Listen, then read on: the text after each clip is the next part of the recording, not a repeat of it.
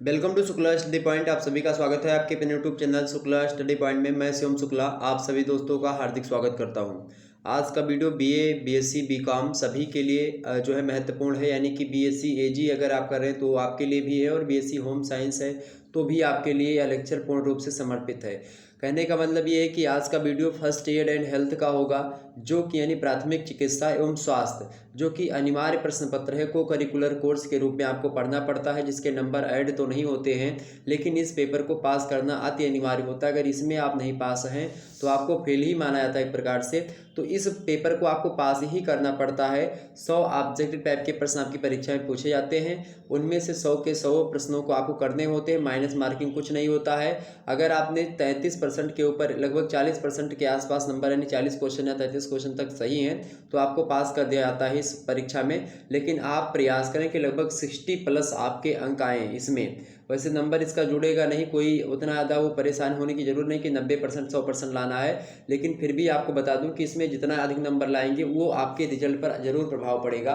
Okay, ये बात ध्यान रखिएगा। तो इस मतलब कि जो ये आपका पोर्शन है, यानी जो फर्स्ट एड एंड हेल्थ वाला है, इसको अच्छे तरीके से अपना तैयार कर लीजिएगा। ओके, तो सॉल्व मॉडल पेपर आज के वीडियो के माध्यम से हम चर्चा करेंगे। इससे पहले 3 वीडियो ऑलरेडी अवेलेबल पहले से, उसको आप लोगों ने नहीं देखा तो प्लेलिस्ट में आपको मिल जाएगी सारी वीडियो सीरियल से, तो आप उसको जरूर देख लीजिएगा। ओके, तो हिंदी और इंग्लिश दोनों भाषाओं में ऑब्जेक्टिव टाइप के प्रश्नों को मैं बताने का प्रयास करूंगा। यही प्रश्न आपकी परीक्षा में आने वाले हैं, तो इन प्रश्नों को एक प्रकार से आप ध्यान रखिएगा। वो 2 वीडियोज़ और देख लीजिए, 3 वीडियोज़ जो पड़ी हुई उनको और देख लीजिएगा। मोस्ट इंपॉर्टेंट प्रश्न जो कि हमने इसमें रखे हैं, बिना समय गवाए हुए कम शब्दों मतलब कि कम समय में हम ज़्यादा चीज़ें जानकारी करने का प्रयास करेंगे और बड़ी तेज़ी के साथ हम आगे बढ़ेंगे। ओके, अंग्रेजी में देखिएगा, अंग्रेजी उतना ज़्यादा मेरी सही नहीं, तो आप लोग अंग्रेजी में देख लीजिएगा। नहीं तो हो सकेगा तो जो है मैं थोड़ा बहुत पढ़ने का भी प्रयास करूंगा, लेकिन उतनी आदि हमारे अंग्रेजी सही नहीं है, तो इसके लिए माफ़ी चाहेंगे। बाकी आप लोग देख लीजिएगा। हिंदी में मैं आपको बताने का प्रयास करूंगा, अंग्रेजी आप नीचे देखते हुए चलिएगा, उस प्रश्न की अंग्रेजी नीचे लिखी हुई है। ओके, तो बीएससी वालों में खास करके इंग्लिश और हिंदी, अच्छा पेपर जो आपका छपेगा अंग्रेजी और हिंदी दोनों में आएगा, तो इसीलिए यहाँ पर दोनों भाषाओं में लिखा हुआ, ताकि आपको कोई डाउट ना हो कि क्या मतलब कि किस तरीके से आपको पढ़ना है, तो आप परेशान ना हो उसको लेकर के। पहला प्रश्न आपके समक्ष, अच्छा बीए, बीएससी, बीकॉम सभी का सिलेबस भी सेम है इसमें, यानी कि फर्स्ट एड एंड हेल्थ सभी को पढ़ना है, सभी का सिलेबस सेम है, सभी में वैसे पेपर आता है, सारा नियम कायदा सब वही है। ओके, तो बिल्कुल आपको घबराने की आवश्यकता नहीं कि सर जी बीए वालों को पढ़ाते तो बीएससी वाले कैसे इसको देखें। बीएससी वालों के लिए भी है, बीकॉम वालों के लिए भी है, और बीए वालों के लिए खास करके आप और भी तमाम प्रकार की वीडियोस हमारे चैनल पर हर एक सब्जेक्ट की, sociology, geography, political science, economics, history और एजुकेशन, यहाँ तक कि हिंदी साहित्य, इंग्लिश लिटरेचर, संस्कृत साहित्य, तमाम प्रकार के मॉडल पेपर हमारे चैनल से ऑब्जेक्टिव और लिखित टाइप का आप देख सकते हो। प्लेलिस्ट में सारी वीडियोस आपको मिल जाएंगी। हर एक सब्जेक्ट की प्लेलिस्ट ऑलरेडी बनी है, जितनी वीडियो अभी तक अवेलेबल हो चुकी हैं उन सभी को प्लेलिस्ट में संजो दिया गया है, मतलब उसको रख दिया गया है, तो आप लोग वहाँ से देख सकते हो। ओके, अभी रात के 9 बजे से आपकी क्लास सोशियोलॉजी के महासंग्राम वीडियो की होने वाली है। सोशियोलॉजी के बहुत सारे महत्वपूर्ण उसमें प्रश्न उत्तर पर चर्चा की जाएगी, जो कि लिखित स्वरूप में होंगे, तो आप उसको जरूर देख लीजिएगा। पहला प्रश्न आपके समक्ष अभी रात के 9 बजे से लाइव होगी। पहला प्रश्न है कि यदि घायल व्यक्ति सदमे में है तो उसके साथ कैसा व्यवहार करना चाहिए। यदि घायल व्यक्ति सदमे में है तो उसके साथ कैसा व्यवहार करना चाहिए भैया। उसे समझाना चाहिए या उसे सांत्वना देनी चाहिए या दोनों करना चाहिए, इनमें से कोई नहीं। यानी कि what should be the behaviour with an injured person in the जो है ट्राउमा बताने का प्रयास करेंगे। तो क्या होगा correct answer, should council him, या फिर शुड कंसोल हिम, या बोथ ए एंड बी दोनों, या फिर नन ऑफ द एबव बताने का प्रयास करेंगे। तो उसका करेक्ट आंसर क्या होगा, ऑप्शन नंबर सी, यानी कि सा ऑप्शन इज राइट आंसर। उसे समझाना भी चाहिए और उसे सांत्वना भी देनी चाहिए, यानी कि शुड जो है काउंसिल और इसके अलावा जो है कंसोल दोनों करना चाहिए। ऑप्शन नंबर इसका क्या होगा, C option is right answer, both A and B दोनों। ओके, अगला प्रश्न देखिएगा, किसी घायल व्यक्ति को या रोगी को प्राथमिक चिकित्सा कब दी जाती है। यानी when is first aid given to an injured और इल पर्सन बताएं। डॉक्टर के आने के पहले यानी बिफोर अराइवल ऑफ डॉक्टर, या डॉक्टर के आने के बाद यानी कि after the arrival of doctor, या बोथ ए एंड बी दोनों, यानी कि आ और बा दोनों बताने का प्रयास करेंगे। तो किसी घायल व्यक्ति को या रोगी को प्राथमिक चिकित्सा यानी फर्स्ट एड जो होता है वो डॉक्टर के आने के पहले ही दी जाती है। इसीलिए फर्स्ट चिकित्सा यानी कि फर्स्ट एड और हेल्थ आपको पढ़ाया जाता है, ताकि अगर मान लेते डॉक्टर जब तक आए तब तक जो है जो मरीज है, जो व्यक्ति है, उसको परेशानी ना हो, मतलब उसकी एक प्रकार से या फिर उसकी जान ना जा सके, बट डॉक्टर के आने तक उसकी एक प्रकार से कंफर्ट फील करवाने का काम प्राथमिक चिकित्सा पढ़े व्यक्ति का होता है। तो प्राथमिक चिकित्सा इसलिए पढ़ाई जाती है ताकि जो है डॉक्टर आने के पहले जो उनके सगे संबंधी अगर उन्होंने पढ़ा है तो आसानी से वो उसका उपचार थोड़ा बहुत कर सकते हैं। तब तक डॉक्टर आ जाएंगे, उसके बाद में फिर वो अच्छे तरीके से उसकी ट्रीटमेंट करेंगे। तो किसी घायल व्यक्ति को या रोगी को प्राथमिक चिकित्सा डॉक्टर के आने के पहले दी जाती है। ऑप्शन नंबर इसका आ करेक्ट होगा, यानी कि A option is right answer. Next प्रश्न देखिएगा आपके समक्ष है, कैरोटिड जो है आर्टरी, कैरोटिड आर्टरी कहाँ स्थित होती है, यानी कि वर इज कैरोटिड आर्टरी फाउंड। बताएं, गर्दन के बीच यानी in the middle of neck, या गर्दन के कोने में, कान के नीचे यानी कि बिलो ईयर लोब, या फिर सी ऑप्शन है छाती में यानी कि इन द चेस्ट, या फिर कंधों में यानी कि इन शोल्डर्स। बताने का प्रयास करेंगे। तो करेक्ट आंसर इसका क्या होगा, कैरोटिड आर्टरी जो होती है ये गर्दन के कोने में, कान के नीचे जो है स्थित होती है कैरोटिड आर्टरी। तो ऑप्शन नंबर ये क्या होगा, option number B, below ear lobe. Okay, option number इसका बी करेक्ट होगा, तो B option is right answer.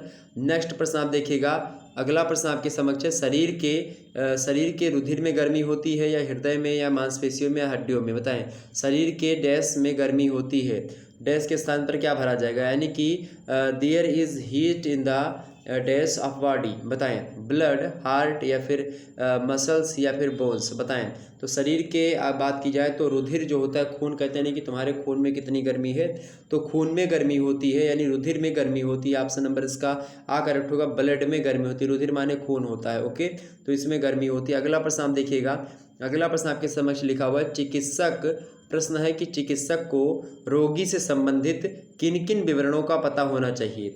तो भाई रोगी से संबंधित किन किन विवरणों का पता होना चाहिए डॉक्टर को, तो डॉक्टर को यानी चिकित्सक को बात की जाए तो उसके मल मूत्र पसीना, जीभ पीड़ा, भूख प्यास, इन सभी के बारे में पता होना चाहिए। जीभ के बारे में पता होना चाहिए, पीड़ा के बारे में उसकी कितनी, मल मूत्र पसीना, भूख प्यास कैसे लगती है, इन सभी के बारे में चिकित्सक यानी एक डॉक्टर को पता होना चाहिए, तभी वो अच्छे तरीके से ट्रीटमेंट कर सकेगा। ऑप्शन नंबर इसका डी करेक्ट होगा, D is right answer. Okay, आगे बढ़ा जाए। अगला प्रश्न देखिएगा आप सभी लोग फटाफट से, अगला प्रश्न देखिएगा मेरे प्यारे दोस्त। अगला प्रश्न आपके समक्ष आ चुका है, नीचे देखो छोटा सा दिखाई पड़ रहा होगा, थोड़ा सा इसको बड़े में करने का प्रयास करते हैं। एक बार सभी लोग वीडियो को लाइक और शेयर कर दीजिएगा, सभी दोस्तों के पास वीडियो को शेयर कर दीजिएगा और लाइक करिए सभी दोस्तों से जो है कहलवा करके। चले अगला प्रश्न देखिएगा सभी लोग फटाफट से। चले, प्रश्न है कि अस्पतालों में अधिकतर किस पट्टी का प्रयोग किया जाता है। अस्पतालों में अधिकतर किस पट्टी का प्रयोग किया जाता है, यानी कि which bandage is mostly used in hospitals. बताएं, गोल पट्टी का यानी कि राउंड वाली पट्टी, या सकरी पट्टी यानी कि नैरो वाली पट्टी, या गोफन पट्टी यानी कि त्रिकोणी पट्टी, या फिर एक प्रकार से ट्रिंगुलर पट्टी। बताने का प्रयास करेंगे। तो अस्पतालों में जो पट्टी प्रयोग की जाती है वो राउंड वाली पट्टी प्रयोग की जाती है, यानी कि गोल पट्टी। ऑप्शन नंबर इसका कौन सा करेक्ट होगा, ऑप्शन इज राइट आंसर, यानी ए ऑप्शन राउंड पट्टी, राउंड बैंडेज। नेक्स्ट प्रश्न आपके समक्ष है, मूर्छित व्यक्ति, प्रश्न आपके स्क्रीन पर विजुअल हो पा रहा होगा, देखें। प्रश्न है कि मूर्छित व्यक्ति को कंधे पर डालकर ले जाने को कहते हैं।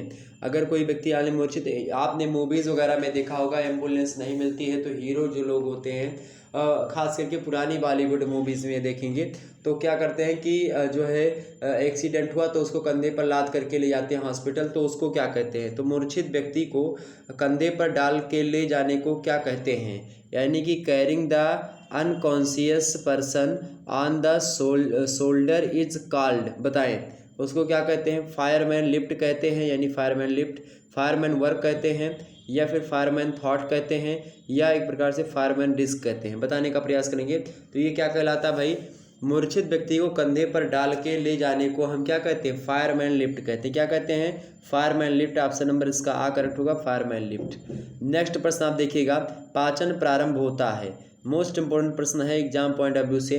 पाचन प्रारंभ होता है, ये प्रश्न जरूर आएगा एग्जाम्स में, ध्यान रखिएगा। पाचन प्रारंभ होता है यानी कि डाइजेशन जो है बिगिंस, डाइजेशन कहाँ से प्रारंभ होता है? मुख से यानी कि बाई माउथ, या दांत से यानी कि बाई टूथ, या फिर एक प्रकार से जीभ से यानी कि टंग से, या गले के नीचे यानी कि बिलो द थ्रोट बताने का प्रयास करेंगे। तो पाचन जो होता है ये मुख से ही प्रारंभ हो जाता है। जैसे आप खाना खाना प्रारंभ करते हैं, जैसे आपकी जो लार ग्रंथियाँ होती है उन्हीं से जो होता है वो पाचन आपका प्रारंभ हो जाता है। तो मुख से ही क्या हो जाता है? पाचन प्रारंभ हो जाता है खाने का। जैसे आप खाना खाते हो वैसे ही पाचन उसका प्रारंभ हो जाता है लार में से के माध्यम से। ओके, प्रश्न आपके समक्ष नेक्स्ट है। प्रश्न है कि दुर्घटना स्थल से घायल को स्थानांतरित करने से यानी कि shifting the injured from accident site बताएं, घायल को सांत्वना मिलती है यानी कि जो है ब्राइंग कंसोलेशन ऑफ द मतलब कि टू द इंजर्ड, या फिर सेकंड ऑप्शन आपका दिया हुआ है कि घायल को चिकित्सा प्राप्त होती है, या घायल के प्राणों की रक्षा होती है, या उपयुक्त सभी। तो भाई दुर्घटना स्थल से आप देखेंगे, दुर्घटना स्थल से घायल को अगर स्थानांतरित यानी एक स्थान से दूसरे स्थान पर आप करेंगे, घायल जहां एक्सीडेंट हुआ है वहां से हटा करके किसी साफ स्वच्छ स्थान पर उसको ले जाएंगे तो क्या होगा? घायल को सांत्वना मिलेगी, घायल को चिकित्सा प्रदान होती है और घायल के प्राणों की रक्षा भी होती है। तो ये सारी की सारी क्रियाएं होती हैं जब आप दुर्घटना स्थल से, दुर्घटना जहाँ पर हुई है उस स्थान से किसी घायल व्यक्ति को अलग स्थान पर ले जाते हो। तो ये तमाम प्रकार की क्रियाएं होती हैं। ऑप्शन नंबर इसका दा करेक्ट होगा। तो यानी कि shifting the injured from the accident site, यहाँ पर आप देख सकते हो ऑल ऑफ द एबव, यही करेक्ट आंसर होगा। ठीक है, ये तीनों ऑप्शन यानी कि जो भी लिखा है यहाँ पर देखेंगे, brings consolation to the injured, medical treatment of the injured is received, and the life of the injured is saved. Okay, तो ये सब क्रियाएं जो है होती हैं। अगला प्रश्न देखिएगा, किस दशा में घायल को पीठ पर लाद कर ले जाया जा सकता है? बताएं, किस दशा में घायल को पीठ पर लाद कर ले जाया जा सकता है? बताएं, यानी कि in what condition can be injured be carried on the back? बताएं, हड्डी टूटने की स्थिति में यानी कि in case of bone break, या हड्डी ना टूटने की स्थिति में in case of non broken bone, या बुखार की स्थिति में इन केस ऑफ फीवर, या फिर उपरोक्त सभी में यानी all of the above, D option. बताएं, तो किस दशा में घायल को पीठ पर लाद करके ले जाया जाता है? तो घायल को किस दशा में पीठ पर लाद कर ले जाया जाता है भैया? फटाफट से बताने का प्रयास करेंगे। किस दशा में घायल को पीठ पर लाद कर ले जाया जाता है भैया?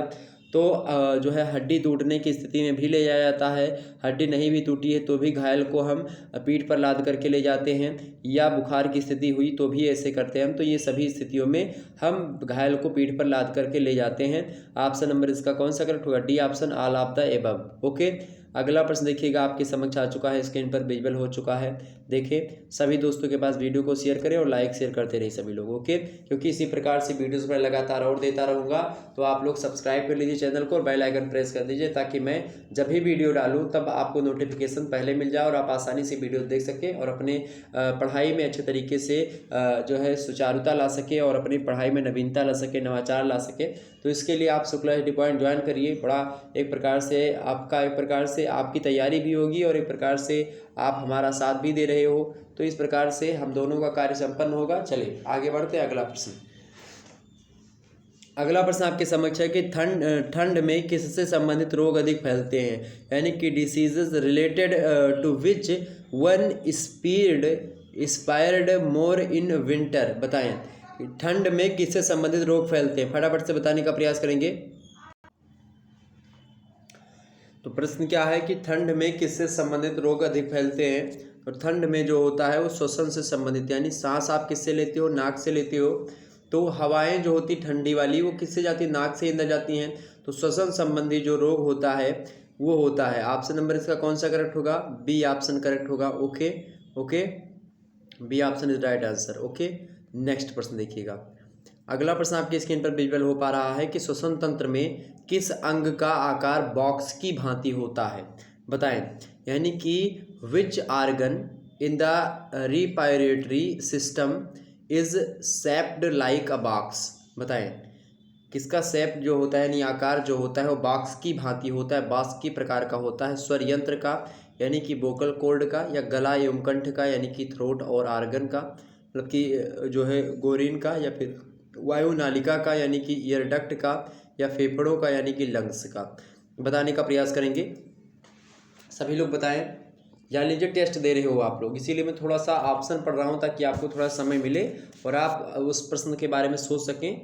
चलिए, तो स्वर तंत्र में किस अंग का आकार बॉक्स की भांति होता है? तो वो आकार आपका कौन सा? स्वर यंत्र का जो आकार होता है, स्वर यंत्र का ही आकार यानी कि वोकल कॉर्ड का आकार बॉक्स की भांति होता है।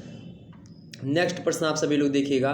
अगला प्रश्न आपके समक्ष है कि वयस्क मनुष्य एक बार श्वसन क्रिया में कितना समय लेते हैं? यानी कि how much time to adult humans take in one जो है मतलब कि रिपायरेशन, बताने का प्रयास करेंगे।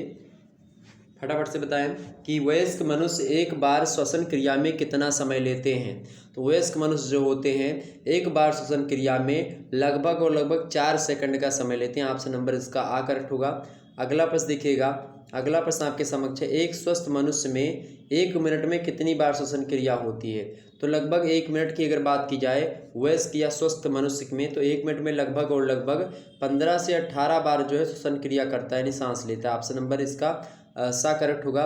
यानी यहाँ पर आप देख लीजिएगा, ठीक है, अंग्रेजी में लिखा हुआ है तो अंग्रेजी वाले पढ़ लीजिएगा कि यानी how many times does respiration take place in the healthy person in a minute, यानी कि 1 मिनट, तो 15 to 18 मिनट्स। नेक्स्ट प्रश्न, अगला प्रश्न है, अनेक विजातीय तत्व भी डैश द्वारा उत्सर्जित होते हैं, यानी कि मेनी जो है foreign elements are also emitted by, बताएं, श्वसन या पाचन या फिर उत्सर्जन या प्रजनन, बताएं, फटाफट से बताएं। अंग्रेजी में ऑप्शन लिखे हुए हैं, आप लोग देख लीजिएगा, बताएं, फटाफट से बताने का प्रयास करेंगे। अनेक विजातीय तत्व भी मतलब कि अनेक विजातीय तत्व भी डैश द्वारा उत्सर्जित होते हैं, तो किसके द्वारा? तो अनेक विजातीय तत्व जो होते हैं वो श्वसन के द्वारा उत्सर्जित होते हैं। किसके द्वारा? श्वसन के द्वारा। ऑप्शन नंबर इसका आ करेक्ट होगा। नेक्स्ट प्रश्न देखिएगा, गले में सूजन तथा फेरिजाइंट्स जो होता है, फेरिजाइंट्स होने पर क्या परेशानी होती है? गले में दर्द होता है, खुजली होती है, जलन होता है, तो भाई ये सारी क्रियाएं होती हैं जब गले में सूजन या फिर उसी सूजन को हम फेरिजाइंट्स बोलते हैं। जब गले में फेरिजाइंट्स या सूजन हो जाती है तो हमको दर्द मतलब गले में दर्द होता है, खुजली भी होती है, वहीं पर जलन भी होता है, तो ऑप्शन नंबर इसका डी करेक्ट होगा। ऊपर सभी क्रियाएं होती हैं। नेक्स्ट प्रश्न आप देखिएगा। अगला प्रश्न आपकी स्क्रीन पर विजुअल हो पा रहा है, फटाफट से देखने का प्रयास करेंगे सभी लोग। प्रश्न क्या है? प्रश्न क्या है भैया कि मानव हृदय में भी सशक की भांति डैश का भी अभाव होता है, बताएं। मानव हृदय में भी सशक की भांति डैश का अभाव होता है, यानी कि अंग्रेजी में देखिए human heart is also locking dash like सशक, बताएं। तो मानव हृदय में सशक की ही भांति आप देखेंगे सिरा कोटर का अभाव होता है। किसका? सिरा कोटर का अभाव होता है। एंटीरियर वेन का जो है वो अभाव होता है। ऑप्शन नंबर इसका बी करेक्ट होगा। नेक्स्ट प्रश्न देखिएगा। अगला प्रश्न है, मानव हृदय की दीवार मुख्यतया डैश की बनी होती हैं, यानी कि wall of the human heart is mainly made of, किससे? यहाँ पर अंग्रेजी में यानी धमनी शंकु, यहाँ पर देखिए हृदय पेशी यानी कि ये, और सिरा कोटर यानी कि यहाँ पर ये देखें अलिंद उपांग यानी कि ये। तो इस प्रकार से बताएं मानव हृदय की जो दीवार है मुख्यतः किससे बनी हुई होती है भैया? तो मानव हृदय की जो दीवार होती है वो हृदय पेशियों से बनी होती है। हृदय पेशियाँ जो होती हैं उससे बनी हुई होती है, यहाँ पर देख लीजिएगा, यानी कि कार्डियक जो मसल्स होती हैं उनसे बनी हुई होती हैं। नेक्स्ट प्रश्न आप देखिएगा। अगला प्रश्न आपके समक्ष है कि दोनों निलयों के बीच के पट को क्या कहते हैं? दोनों निलयों के बीच के पट को क्या कहते हैं भैया? यानी दोनों निलय के जो पट होते हैं उनको हम क्या कहते हैं? अंतर जो है लारीय पट कहते हैं, या कोरोनली साइनस कहते हैं, या त्रिबिलन कपाट कहते हैं, या फुफ्फुसीय शिराएँ कहते हैं। फटाफट से बताने का प्रयास करेंगे। तो इस जो है यहाँ पर देखेंगे septum between the two ventricles is called, बताएं। यहाँ पर सारी चीज़ें लिखी हुई हैं, आप अंग्रेजी में देख लीजिएगा। मुझे अंग्रेजी ज़्यादा आती है नहीं, तो आप देखें इसको। दोनों निलयों के बीच के पट जो होता है उस पट को क्या कहते हैं? तो दोनों निलयों के जो पट होते हैं उसको हम क्या कहते हैं? अंतरलाग्रीय जो है, अंतरलारीय जो पट होता है, अंतरलारीय पट। तो अंतरलारीय पट कहते हैं हम किसको? जो दोनों निलयों के बीच का जो पट होता है, यानी कि ऑप्शन नंबर इसका कौन सा करेक्ट होगा? A option is right answer. Okay, next प्रश्न देखिएगा आप सभी लोग, रुधिर का वितरण करने के लिए शरीर में डैश का जाल फैला हुआ होता है, यानी कि a network of dash is मतलब कि spread in the body for the distribution of blood. बताएं कोशिकाओं का यानी कि जो है, और इसके अलावा संधियों का यानी कि ये, अस्थियों का यानी कि बोन्स, और किसी का भी नहीं यानी कि नन ऑफ दीज। बताने का प्रयास करेंगे फटाफट से। तो रुधिर का वितरण करने के लिए शरीर में कोशिकाओं का क्या होता है, कोशिकाओं का जाल फैला हुआ होता है। ओके, कोशिकाओं का क्या फैला हुआ होता है, जाल फैला होता है। ऑप्शन नंबर इसका आ करेक्ट होगा। कोशिकाओं के माध्यम से जो होता है, जो जल मतलब कि जो खून होता है, रुधिर होता है, वो परिसंचरण करता है, वितरण करता है शरीर में।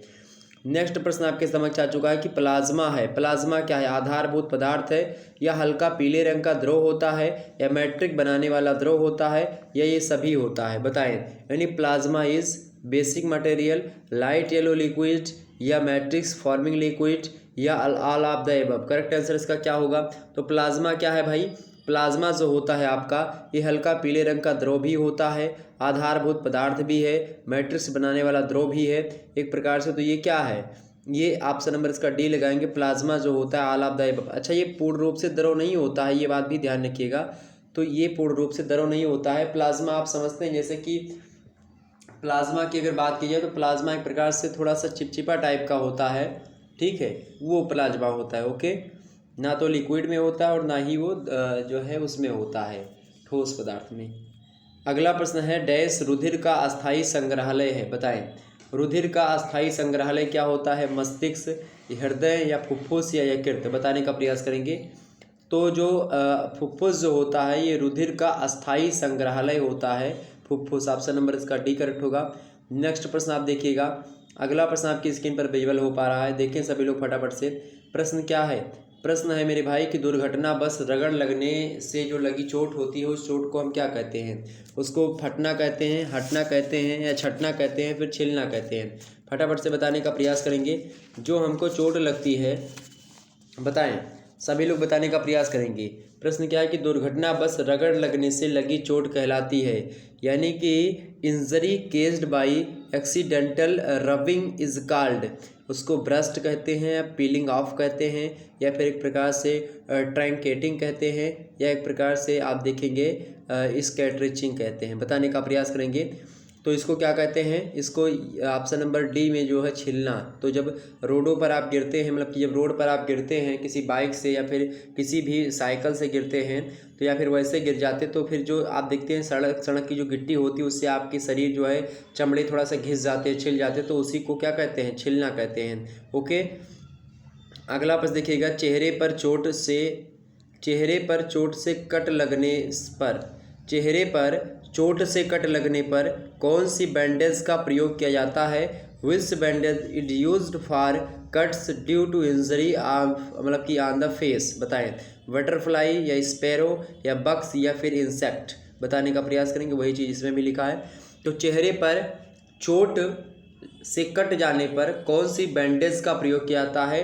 तो बटरफ्लाई बैंडेज का प्रयोग किया जाता है। ऑप्शन नंबर इसका आ करेक्ट होगा, बटरफ्लाई बैंडेज। नेक्स्ट प्रश्न देखिएगा, आपके समक्ष आ चुका है। नेक्स्ट प्रश्न है कि चेस्ट या फिर जो है एब्डोमेन। बताने का प्रयास, चेस्ट या एब्डोमेन में घाव लगने के बाद शरीर में कौन सा लक्षण दिखता है?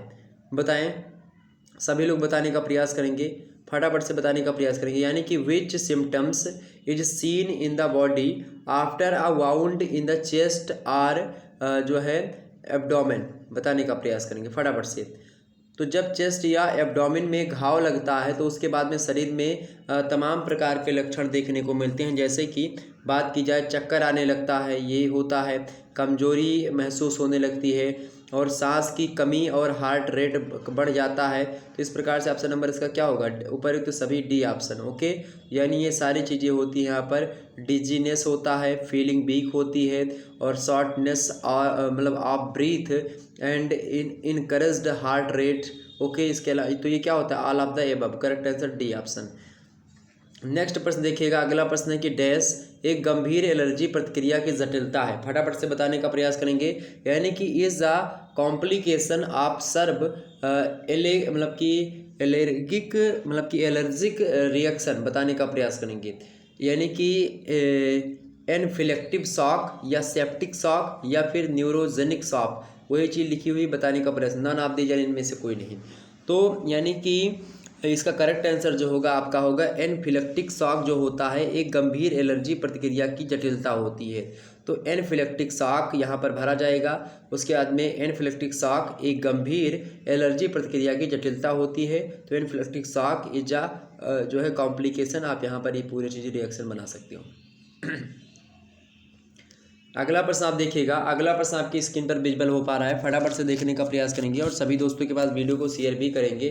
ओके, चले अगला प्रश्न आपकी स्क्रीन पर विजिबल हो पा रहा है, देखें सभी लोग फटाफट से। प्रश्न है कि प्रेम, देखें प्रश्न देखिएगा सभी लोग, देखिए स्क्रीन पर आपको दिखाई पड़ रहा है सारी चीज़ें। चले, प्रेम, दुखी, खुशी, भ्रम, हर्ष, ये सब जो संवेदनाएं होती हैं ये किस मस्तिष्क में पैदा होती हैं, यानी कि इन व्हिच ब्रेन टू जो सेंस मतलब कि सेंसेशन लाइक लव, सारो, हैप्पीनेस, कन्फ्यूज़न या फिर जॉय इटीसी एराइज, यानी कहाँ पर उदय होता है इनका, कहाँ पर ही पैदा होती हैं। जो प्रेम आपकी संवेदना है, दुख की संवेदना, खुशी की संवेदना, भ्रम, हर्ष, इस प्रकार की जो संवेदनाएं होती हैं ये मस्तिष्क में, प्रामस्तिष्क में पैदा होती है। किस मस्तिष्क में भैया? तो ये सब प्रामस्तिष्क में पैदा होती है, यानी कि ब्रेन में पैदा होती है। ऑप्शन नंबर इसका आ करेक्ट होगा। ओके, नेक्स्ट प्रश्न आप देखिएगा, अगला प्रश्न आपके समक्ष है, मस्तिष्क से निकलने वाली तंत्रिकाएँ क्या कहलाती हैं, यानी कि the nerves coming out of the brain are called, बताएं। कपाल तंत्रिकाएं, यानी कि एक प्रकार से क्रेनियल नर्वस या रीढ़ तंत्रिकाएं, स्पेनियल नर्वस या मिक्स्ड नर्वस यानी मिश्रित तंत्रिकाएं, या संवेदक तंत्रिकाएं यानी कि सेंसरी नर्वस, बताने का प्रयास करेंगे सभी लोग। मस्तिष्क से निकलने वाली तंत्रिकाएं क्या कहलाती हैं? तो मस्तिष्क से निकलने वाली तंत्रिकाएं जो होती हैं वो एक प्रकार से कौन सी, क्रानियल नर्वस कहलाती हैं, यानी कि कपाल तंत्रिकाएं कहलाती हैं। ऑप्शन नंबर इसका आ करेक्ट होगा। मस्तिष्क से निकलने वाली तंत्रिकाएं कपाल तंत्रिकाएं कहलाती हैं। अगला प्रश्न देखिएगा, पर जो है प्रतिवर्ती कार्यों का नियंत्रण किसके द्वारा होता है, बताएं। प्रतिवर्ती कार्यों का नियंत्रण किसके द्वारा होता है, यानी कि जो है reversible action are controlled by, बताएं। प्रतिवर्ती कार्यों का नियंत्रण किसके द्वारा होता है भाई? तो प्रतिवर्ती कार्यों का जो नियंत्रण होता है वो मेरुरज्जु के द्वारा होता है। किसके द्वारा? मेरुरज्जु के द्वारा, स्पिनल कॉर्ड के द्वारा होता है। ऑप्शन नंबर इसका बी करेक्ट होगा। किसके द्वारा? मेरुरज्जु यानी कि स्पिनल कॉर्ड के द्वारा होता है। ऑप्शन नंबर इसका बी करेक्ट होगा। नेक्स्ट प्रश्न देखिएगा, एक वयस्क व्यक्ति में मेरुरज्जु की लंबाई कितनी होती है, बताएं। यानी कि what is the length of spinal cord in a adult person, बताएं। यानी कि एक वयस्क व्यक्ति में मेरुरज्जु की जो लंबाई होती है वो लगभग 45 सेंटीमीटर के आसपास होती है, 45 सेंटीमीटर। ऑप्शन नंबर इसका बी करेक्ट होगा। नेक्स्ट प्रश्न देखिएगा, अगला प्रश्न है, कपालीय मेनिन्ज का प्रकार है, बताएं। कपालीय मेनिन्ज का क्या प्रकार है भैया, बताने का प्रयास करेंगे। यानी कि the type of cranial meanings is meninges is, बताने का प्रयास करेंगे। यानी कि दृढ़ तानिका, यानी कि जो है ड्यूरामेटर, या फिर जो है जाल तनिका, यानी कि जिसको अब क्या बोलते हैं, जाल तनिका को एरिक क्राइड बोलते हैं, या फिर मृदु तनिका यानी कि पाइयामेटर, यानी कि ऑल ऑफ द अबव, बताने का प्रयास करेंगे। तो ये सारे के सारे ऑप्शन हैं, बताएं। कपालीय मेनिन्ज का एक प्रकार है, कपालीय मेनिन्ज का एक प्रकार कौन सा इनमें से? ये सारे के सारे कपालीय मेनिन्ज के ही प्रकार हैं। ऑप्शन नंबर इसका डी करेक्ट होगा, all of the above, D option is right answer. अगला प्रश्न, स्ट्रोक के मुख्यतः कितने प्रकार होते हैं? स्ट्रोक के मुख्यतः कितने प्रकार के होते हैं भैया? तो स्ट्रोक के मुख्य रूप से 3 प्रकार होते हैं। कितने प्रकार होते हैं? 3 प्रकार होते हैं। आगे बढ़ते हैं, अगला प्रश्न आप देखिएगा। अगला प्रश्न आपकी स्क्रीन पर विजुअल हो पा रहा होगा, आप सभी लोगों के समक्ष देखिएगा सभी लोग, और शेयर करते रहिएगा वीडियो को। ओके, जितने लोगों ने अभी तक लाइक नहीं किया है लाइक कर दो यार, लाइक में कटौती ना करो सभी लोगों के। चलें, अगला प्रश्न है कि पाचक अंग मिलकर के तंत्रिका तंत्र बनाते हैं, बताएं। सॉरी, कौन सा तंत्र बनाते हैं? पाचक अंग मिलकर के, सभी पाचक अंग मिलकर के क्या बनाते हैं? पाचन तंत्र बनाते हैं, श्वसन तंत्र बनाते हैं, फिर उत्सर्जन तंत्र बनाते हैं, यानी कि digestive organs together make digestive system ही बनाएंगे ना, यानी कि पाचन तंत्र बनाएंगे। ऑप्शन नंबर इसका आ करेक्ट होगा। नेक्स्ट प्रश्न आप देखिएगा, लार ग्रंथियाँ कितने प्रकार की होती हैं, यानी कि how many types of salivary glands are there. बताएं लार ग्रंथियाँ जो होती हैं वो कितने प्रकार की होती हैं। लार ग्रंथियाँ दियर आर 3 टाइप ऑफ जो है स्लाइवरी ग्लैंड्स, 3 प्रकार की होती हैं। ऑप्शन नंबर इसका बी करेक्ट होगा, 3 टाइप। ओके, 3 प्रकार।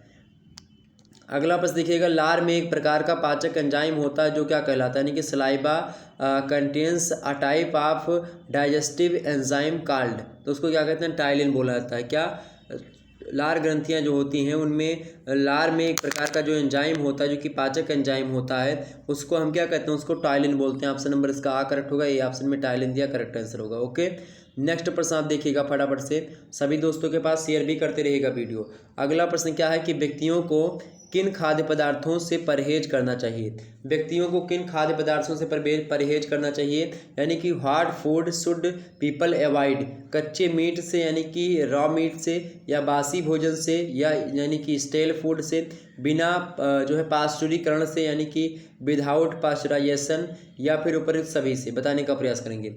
तो व्यक्तियों को किन खाद्य पदार्थों से परहेज करना चाहिए भैया, तो कच्चे मीट से भी प्रयोग मतलब कि बचना चाहिए खाने से, बासी भोजन खाने से भी बचना चाहिए, और बिना पाश्चुरीकरण से भी भोजन उससे पहले नहीं खाना चाहिए।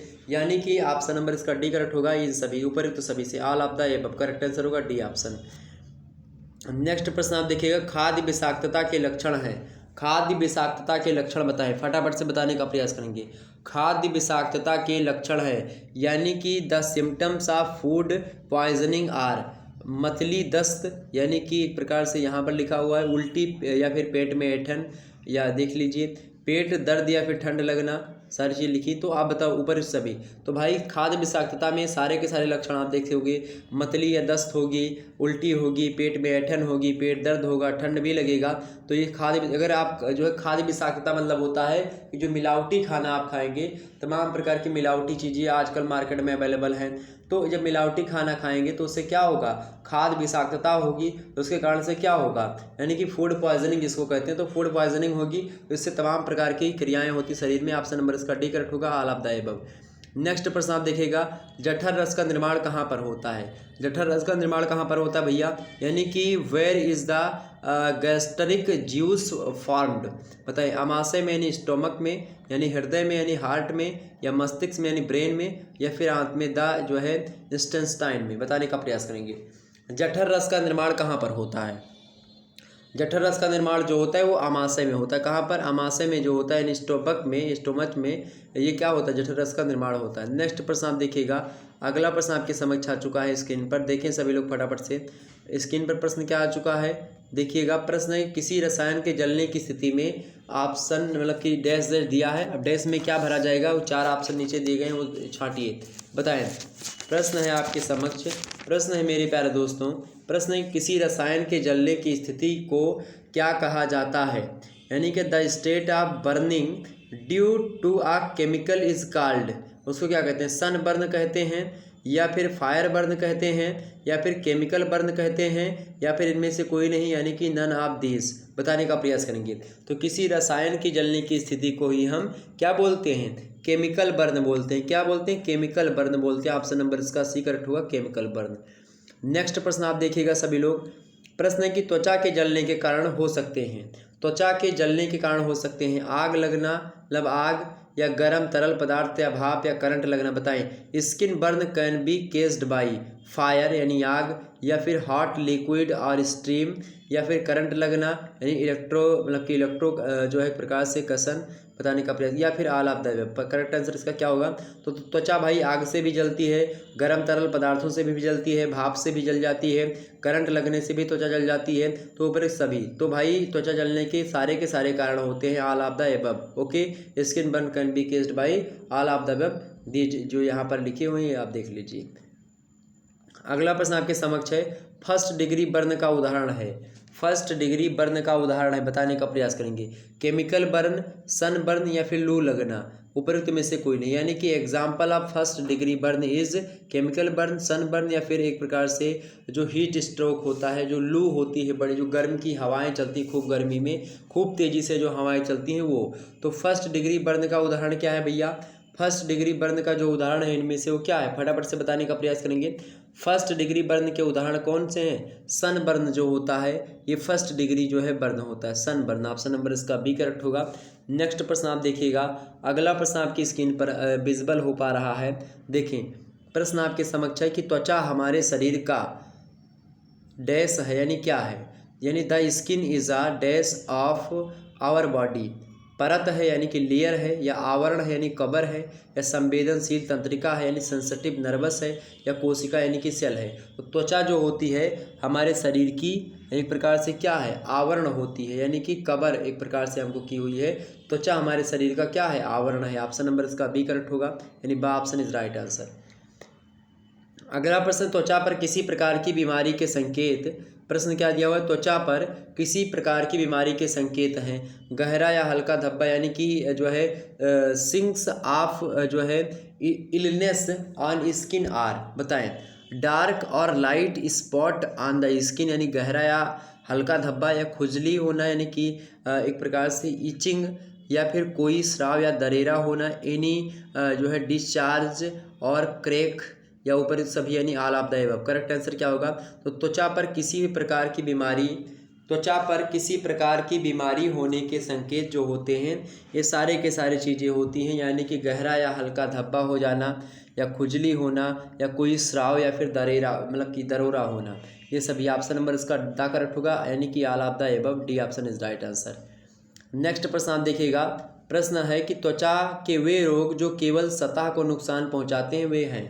बताएं, त्वचा के वे रोग जो केवल स्वतः मतलब कि सतह को नुकसान पहुंचाते हैं वे कौन से हैं। तो भाई ये सारे के सारे रोग यानी कि स्कैबीज और फफूंदी, सफ़ेद धब्बे, हल्की एलर्जी, ये सब त्वचा को ही नुकसान पहुंचाते हैं। ऑप्शन नंबर इसका डी करेक्ट होगा। ओके, नेक्स्ट प्रश्न आप देखिएगा, अगला प्रश्न आपकी स्क्रीन पर जो है दिखाई पड़ रहा है, छोटा सा प्रश्न देखेंगे, लेकिन एग्जाम्स के लिए छोटा नहीं, मोस्ट इम्पॉर्टेंट है। प्रश्न क्या है कि वृक्कों के कार्य क्या हैं। बताएं, वृक्क जो होते हैं उनके कार्य क्या हैं, फटाफट से बताने का प्रयास करेंगे। वृक्कों के कार्य क्या हैं भाई, बताएं, सभी लोग बताने का प्रयास करेंगे वृक्कों के कार्य क्या हैं। चले बताने का प्रयास करेंगे सभी लोग, वृक्कों के कार्य क्या हैं भाई, वृक्कों के कार्य क्या हैं। तो वृक्कों के क्या कार्य हैं, जल संतुलन, या फिर लवण संतुलन, या अम्ल क्षार संतुलन, या उपयुक्त सभी, यानी कि the functions of kidney. Okay, तो वृक्क के क्या कार्य होते हैं भैया, इसका कार्य जो होता है जल संतुलन बनाए रखना, लवण संतुलन भी बनाए रखना, अम्ल क्षार का संतुलन भी बनाए रखना, ये सब किडनी का ही कार्य होता है। यानी कि आप देखेंगे water balance, salt balance, acid base balance, ये सब बनाए रखना। All of the above correct answer होगा ऑप्शन नंबर डी। अगला प्रश्न देखिएगा, मानव मूत्र में यूरिया की मात्रा %% होती है, यानी कि the amount of urea in human urine is. बताएं, मानव मूत्र में यूरिया की जो मात्रा होती है उसका परसेंटेज जो होता है लगभग 2% के आसपास होती है। ऑप्शन नंबर इसका जो है option is right answer, A option correct होगा। अगला प्रश्न देखिएगा, मानव मूत्र में मूत्र के संगठन में जल का प्रतिशत क्या होता है। मानव मूत्र में मूत्र के संगठन में जो जल का परसेंटेज होता है वो कितना होता है, तो लगभग 95% जल ही होता है। ऑप्शन नंबर इसका डी करेक्ट होगा, 95 पॉइंट मतलब कि 95%। Okay, in human urine what is the percentage of water in the composition of urine. Okay, 95%। अगला प्रश्न देखिएगा यहीं पर है, सभी जीवधारियों के शरीर में विभिन्न क्रियाएं होती रहती हैं, इन जैविक क्रियाओं को हम क्या कहते हैं। तो भाई बताने का प्रयास करेंगे, यानी कि जो है various activities takes place in the body of all living beings, these biological activities are called, उसको हम क्या कहते हैं, सामान्य क्रियाएं, विशेष क्रियाएं, फिर उपापचय क्रियाएं, फिर ऊपर सभी क्रियाएं। तो आप देखेंगे सभी जीवधारियों में शरीर की विभिन्न क्रियाएं शरीर में होती रहती हैं, इन जैविक क्रियाओं को हम क्या कहते हैं, उपापचय क्रियाएं कहते हैं। कौन सी क्रियाएं, उपापचय क्रिया। ऑप्शन नंबर इसका सा करेक्ट होगा, यानी कि यहाँ पर देखेंगे मेटाबॉलिक एक्टिविटीज़ बोलते हैं। ऑप्शन नंबर सी में दिया है। अगला प्रश्न देखिएगा, यौन शिक्षा देते समय बच्चों की डैश का ध्यान देना चाहिए, यानी कि while giving sex education to children should be taken care of. तो उनकी लंबाई का ध्यान दे करके यौन शिक्षा देनी चाहिए, या ऊंचाई का ध्यान दे करके, या आयु यानी एज का ध्यान दे करके, या फिर उपयुक्त सभी। तो भाई यौन शिक्षा देते समय आयु ध्यान देना चाहिए, कितने एज का बच्चा है उसके हिसाब से उसको ये एजुकेशन देनी चाहिए। तो भाई कितनी एज होनी चाहिए, उसकी एज के हिसाब से उसको यौन एजुकेशन देना चाहिए, यानी कि सेक्स एजुकेशन देना चाहिए। ऑप्शन नंबर इसका सा करेक्ट होगा। ओके, अगला प्रश्न देखिएगा, अगला प्रश्न आपके समक्ष है। अगला प्रश्न देखिएगा सभी लोग फटाफट से वीडियो को शेयर करते रहिएगा। ओके, चलें, प्रश्न आ चुका है कि हमले के लगातार डर के मतलब बताएं, हमले के लगातार डर में लंबे समय तक रहने के कारण से, यानी हमला हो रहा है और आप उसमें डरे हुए हैं, उसमें लगातार रहने के कारण से कौन सी बीमारी हो सकती है बताएं। यानी कि which disease can be केस्ड by being in constant fear of attack for a long time, बताएं। जिसको पैनिक अटैक बोलते हैं, पैनिक अटैक यानी अवसाद, यानी कि डिप्रेशन या पैनिक डिसऑर्डर हो जाता है, या फिर एंजाइटी हो जाती है, यानी चिंता हो जाती है, बताएं। तो हमले के लगातार डर के लंबे समय तक रहने के कारण से जो बीमारी होती है वो पैनिक डिसऑर्डर हो जाता है। ऑप्शन नंबर इसका सी करेक्ट होगा, पैनिक डिसऑर्डर। नेक्स्ट प्रश्न देखिएगा, अगला प्रश्न डैश चिंता मतलब कि तीव्र भय का अचानक प्रकटीकरण है। चिंता तीव्र भय का अचानक प्रकटीकरण है, या अवसाद, या पैनिक अटैक, या भय, बताएं। There is a sudden manifestation of intense fear in, बताएं। एंजाइटी या डिप्रेशन या पैनिक अटैक या फिर फियर यानी भय, बताएं। तो जो आपका पैनिक अटैक होता है, पैनिक अटैक तीव्र भय का अचानक प्रकटीकरण होता है। तो पैनिक अटैक जो होता है वो तीव्र डर का क्या होता है, अचानक प्रकटीकरण होता है। ओके, ऑप्शन नंबर इसका सी करेक्ट होगा। नेक्स्ट प्रश्न देखिएगा, आत्महत्या के विचार कब आते हैं। आत्महत्या के विचार कब आते हैं, अवसाद होने पर, यानी कि व्हेन डू मतलब कि एक प्रकार से जो सुसाइड होता है, सुसाइडियल थॉट, वो कम यानी कब आते हैं, अवसाद होने पर, डिप्रेशन पर, या चिंतित होने पर। भाई तो वेरिएट चिंतित होगा तो भी करेगा, अवसाद आएगा तो भी करेगा, ठीक है, डिप्रेशन में होगा। यानी ड्रग एब्यूज़ यानी मादक द्रव्यों का सेवन करता है तो भी वो आत्महत्या कर सकता है। तो यानी कि ऑप्शन नंबर इसका कौन सा करेक्ट होगा, डी ऑप्शन, ऊपर तो सभी सही है, all of the above. Okay, next प्रश्न देखिएगा, अगला प्रश्न है सामान्यतया जीवन काल में कितने पैनिक अटैक हो सकते हैं, बताएं। सामान्यतया जीवन काल में कितने पैनिक अटैक हो सकते हैं। Normally how many panic attacks can happen in a life time, बताएं। एक या दो यानी कि 1 और 2, या फिर 3 या 4, 3 और 4, या फिर 4 या 5 यानी 4 और 5, या 5 या 6 यानी कि 5 और 6, बताएं। तो सामान्यतः जीवन काल में लगभग और लगभग आपके 1 या 2 पैनिक अटैक हो सकते हैं। ऑप्शन नंबर इसका ए करेक्ट होगा, 1 और 2 टाइम। ओके, नेक्स्ट प्रश्न आप देखिएगा, किसी दर्दनाक घटना को फिर से जीना जैसे लक्षण किस मनोविकार में दिखाई देते हैं। यानी कि सिम्टम्स लाइक रीलिविंग जो है traumatic event are seen in which psychological problem, बताएं। इन डिप्रेशन यानी अवसाद में, या अभिघातजन्य विकार में। यहाँ पर देख लीजिए अंग्रेजी में लिखा हुआ है, यानी कि डिसऑर्डर कौन सा डिसऑर्डर है, तो जो है ट्रोमेटिक डिसऑर्डर, या फिर पैनिक अटैक यानी कि जो है पैनिक अटैक में, या फिर चिंता में यानी कि वेरिएट में, बताने का प्रयास करें सभी लोग। तो किसी दर्दनाक घटना को फिर से जीना जैसे लक्षण जो होते हैं वो किस मनोविकार में दिखाई देते हैं भैया, तो किस मनोविकार में, तो वो अभिघातजन्य विकार में दिखाई पड़ते हैं, अभिघातजन्य विकार में दिखाई पड़ते हैं। ऑप्शन नंबर इसका बी करेक्ट होगा, option number B is right answer. Okay, तो इस प्रकार से आप लोगों ने बहुत सारे प्रश्नों को देखा। ये सारे के सारे प्रश्न जो हैं आपकी परीक्षा की दृष्टि से मोस्ट इंपॉर्टेंट है, और बाकी 3 वीडियोस ऑलरेडी हमारे चैनल पर उपलब्ध हैं जो कि प्लेलिस्ट में हैं, आप लोग उसको जरूर देख लीजिएगा। मोस्ट इंपॉर्टेंट वीडियोस हैं, प्लेलिस्ट में आपको वीडियोस मिल जाएंगे, तो उन वीडियोस को जरूर देखिएगा। उसमें भी बहुत महत्वपूर्ण प्रश्नों पर चर्चा की गई है, तो आपका तैयार हो जाएगा पूरा, आपको कहीं और पढ़ने की आवश्यकता नहीं पड़ेगी, आसानी से सारी चीज़ें आपकी हो जाएंगी। और भी वीडियोस अगर आप कहेंगे तो मैं देने का प्रयास, और भी मॉडल पेपर आपको सॉल्व करवाने का प्रयास करूंगा, ताकि आपका सारा का सारा जो है आप लगातार रिवीजन करते रहेंगे, 3 से 4 दिन पहले से आप वीडियोस देखते रहेंगे, तो आपका सारा डाउट क्लियर होता रहेगा, और आपके एग्जाम में जब प्रश्न आएंगे तो आप अच्छे तरीके से कर पाएंगे। ओके, तो इस प्रकार से आप लोगों को अभी जो है महासंग्राम रिवीजन क्लास मतलब कि रात 9 बजे से प्रारंभ होगी, आप इसको जरूर देखिएगा। मोस्ट इंपॉर्टेंट क्लास है बीए सेकंड सेमेस्टर सोशियोलॉजी की। ओके, ऑब्जेक्टिव सब्जेक्टिव दोनों पैटर्न के साथ पीडीएफ नोट्स के साथ आपको प्रोवाइड करवाया जाएगा, तो आप लोग जरूर देखिएगा। मोस्ट इंपॉर्टेंट प्रश्न आंसर उत्तर इसमें सम्मिलित किए गए हैं। इसके अलावा भूगोल का मॉडल पेपर लिखित टाइप का अवेलेबल है, इसको देख लीजिएगा, प्लेलिस्ट में वीडियो मिल जाएगी, और मतलब कि यूट्यूब पर भी अवेलेबल है, मतलब यूट्यूब और प्लेलिस्ट दोनों में है। इसके अलावा राजनीति विज्ञान का वीडियो, ये भी लिखित टाइप का मॉडल पेपर, ये भी अवेलेबल हो चुका है सेकंड सेमेस्टर का, इसको देख लीजिएगा। इसी प्रकार से संस्कृत का भी अवेलेबल हो चुका है, और भी मैं जल्दी जो है और भी सब्जेक्ट के वीडियो आपके समझ लाने का प्रयास करूँगा, तो आप लोग ज़रूर जो है इसको देखिएगा। ओके, चलिए फिर मिलते हैं हम नेक्स्ट वीडियो में। तब तक के लिए जय हिंद, जय भारत। आप सभी का बहुत बहुत धन्यवाद, हमारे साथ जुड़ने के लिए बहुत बहुत धन्यवाद।